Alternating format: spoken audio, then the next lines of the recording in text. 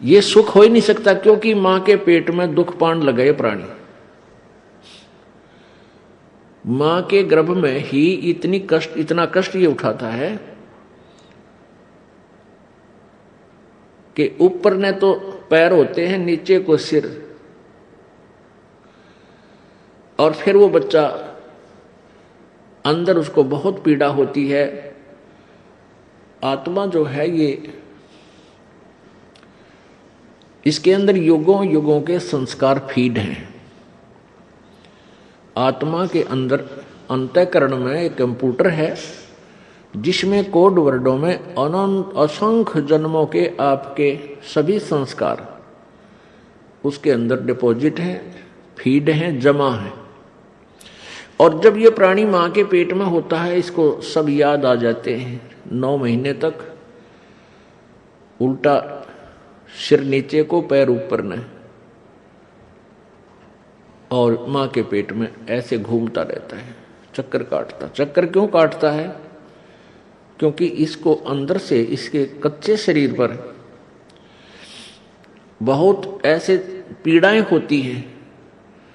क्योंकि एक तो शरीर इंक्रीज होता है, और फिर अंदर ऐसे जैसे माता कोई आहार करती है, उसका भी अंश उस बच्चे के कच्चे शरीर पर, मिर्च है, लवण है, ये ऐसे असर करता है, ऐसे डंक से लगते हैं उसको, जैसे मच्छर काटते हैं। उस पीड़ा को समाप्त करने के लिए मचलता है तो वो घर्षण से, मां के पेट के अंदर से घर्षण पैदा करके, घर्षण के द्वारा घूम घूम के उस पीड़ा को ये समाप्त करने की चेष्टा 9 महीने करता रहता है। और उस समय ये प्रार्थना करता है, परमात्मा मेरे से जो भूल हुई अब मुझे याद आ गई। क्योंकि संकट जब आता है तब हम हर तरह से सोचते हैं भाई ये क्यों आई आपत्ति, ये भगवान मैंने ऐसा कौन सा पाप कर दिया, क्या गलती बन गई मेरे से। और जब तक ये सुखी रहता है इसको कुछ याद नहीं आता, केवल बकवाद याद आती हैं।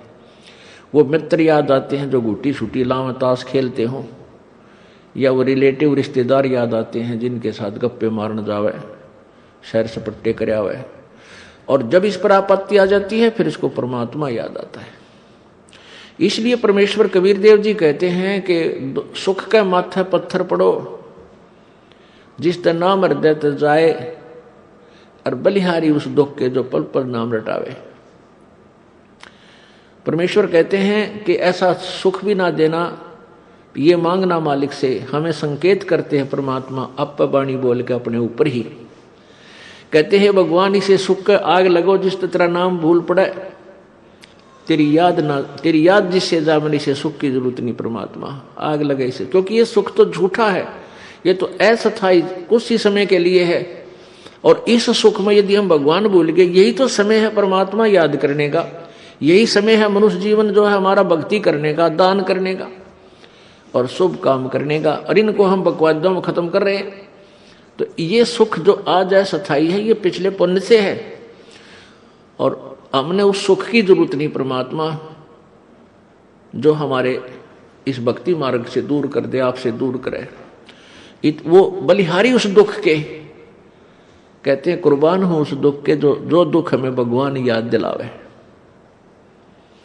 तो यहाँ का जो सुख है ये तो अस्थायी है, ये तो रहेगा ही नहीं रहेगा। और फिर हम जिस उद्देश्य के लिए मनुष्य जीवन प्राप्त करके आए थे वो हमारा रह जाएगा।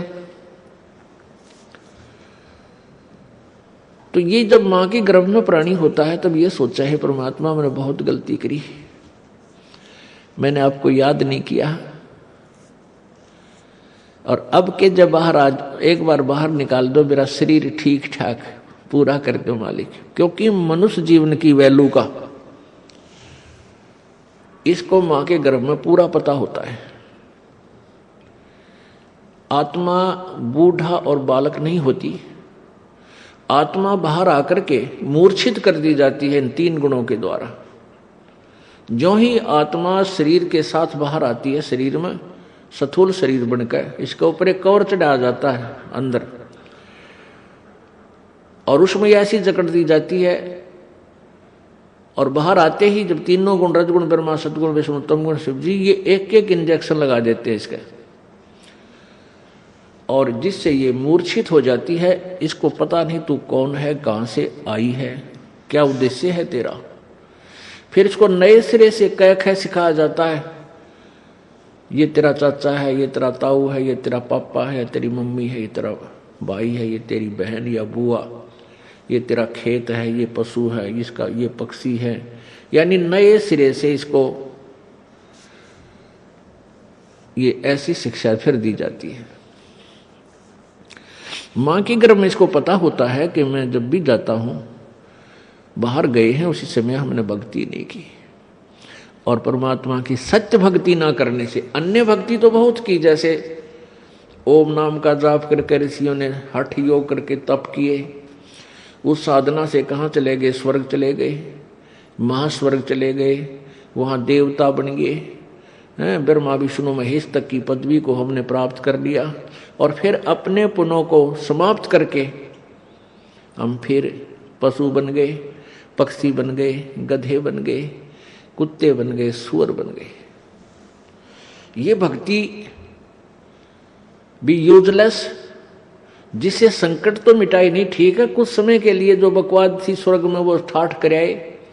जैसे एक धनी व्यक्ति यहाँ हरियाणा, पंजाब, राजस्थान, उत्तर प्रदेश आदि का, और 2 महीने कुल्लू मनाली शिमला की साइड चला जावे, पैसे ले जाओ 20, 30, 50 हजार 2 महीने के लिए, पूरा परिवार चला जाए, चाहे आप अकेला जाए।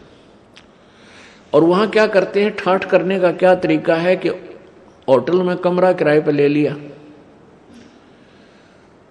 और वहां सारा दिन ठंडी ठंडी हवा, अच्छे बाग बगीचे, पहाड़ दृश्य दिखाई दे सुंदर सुंदर, उनने घूम फिर के देखा है, और 2 महीने वहां रहे, क्योंकि वहां बहुत ही अच्छा वातावरण मौसम होता है, गर्मी नहीं होती, प्यारी प्यारी ठंड होती है। तो वो 2 महीने में 20, 30, 50 हजार रुपये बर्बाद करके, खर्च करके, जेब कटवा के वापस आ जाता है, और 10 महीने फिर कर्म क्षेत्र में वो खून पसीना करे, झूठ बोला, क्षेत्र लूटा खसोटा, यानी पुण्य पाप इकट्ठे करे। ऐसे ही ये मनुष्य जीवन है, जब तक हमें स्थायी स्थान नहीं मिलेगा, सतलोक प्राप्ति नहीं होगी, यानी पूर्ण मोक्ष नहीं होगा, जन्म मृत्यु सदा के लिए नहीं मिटेंगी, तब तक हमारा ये चक्कर पड़ा ही रहेगा। तो इस आत्मा को मां के शरीर में ये भी पता लग, पेट के अंदर ये भी पता चल जाता है कि जो साधनाएं मैं कर रहा हूं ये भी पूर्ण मोक्षदायक नहीं है, ये संकट निवारक भी नहीं है, और अब के पूर्ण संत की खोज करूंगा।